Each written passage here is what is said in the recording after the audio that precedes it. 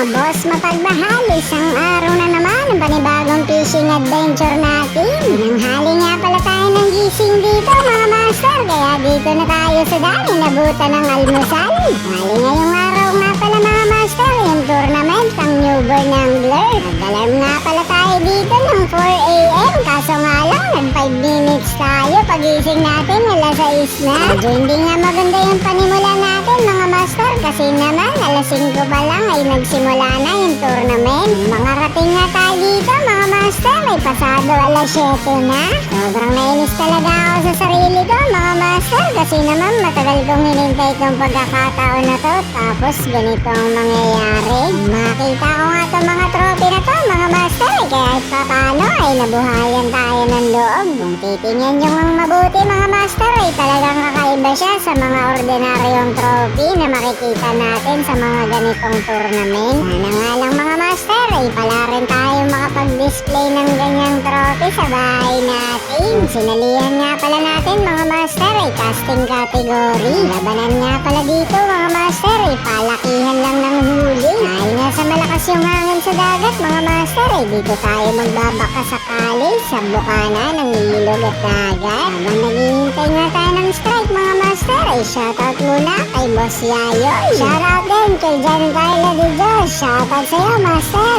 Shoutout din kay Boss Michael Rodel. Ingat ka lagi dyan par. Ito nga mga master, iniskip na lang natin. Wala talagang umi-strike. Wala na nga sa isip ko mga master, na iniwan nga pala natin yung bisikleta natin dito. Ay baka maabot ng tubig, kaya dadalinan natin dito sa malapit sa atin. Isang mabilisan niyang paliwanag mga master. 6 na oras tayo naghahagis dito. Ay ni-isa wala man lang tayong nakuha. Kaya nga bumalik na lang tayo doon sa venue ng event. At pagdating natin dito ay nakasabit na yung mga huli ng mga nag-bottom fishing. Nga pala yung pinaka-exciting part ng tournament mga master, yung magsasabitan na ng mga nahuli nilang isda. Dahil nga wala tayong pasibad mga master, ay tayo muna ang sisibad.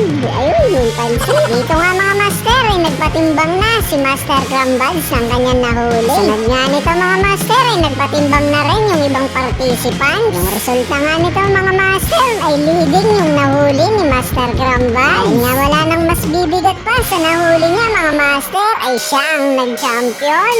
Congrats nga pala Master Crambads. Sumunod nga dito mga master ay tinimbang na rin yung mga nahuli na nag-bottom fishing. Hindi nga pala natin lalagyan ng voiceover mga master para marinig nyo. Okay, yung sumunod, abangan ninyo. Ayun, pero, okay, gagandang champion. Oh, hirap-hirap ang kuya. Patay na. Naku, masisira timbangan. May isa pa, may isa pa. May isa pa. Sampo. Leading. Okay, ito. Sige. Sige. Oh, ng Coach Lionel. Okay. Ito, hindi sir. Ilagay mo na sir para, okay. Okay, isa. Oh, hindi kaya. Sige. Alis mo na ito. Plus 2.970. 2.970.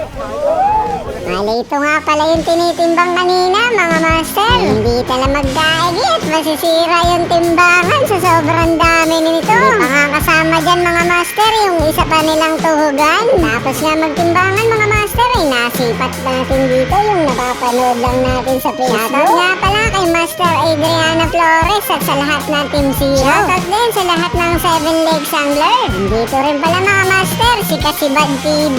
Makikita nyo nga ng personal ay talagang napakatangkad. Dahil nga naka 13 kilos ay nag-champion ng Tanroni Fishing Club. Congrats nga pala sa inyo mga master. Sana all! Tapos nga nitong awarding mga master ay sumibat na rin tayo. Nung makarating nga tayo sa daligan mga master ay nakasabay natin to si Master Alan. Maraming salamat nga pala sa bigay mong isda master. Libre na naman ang ulam.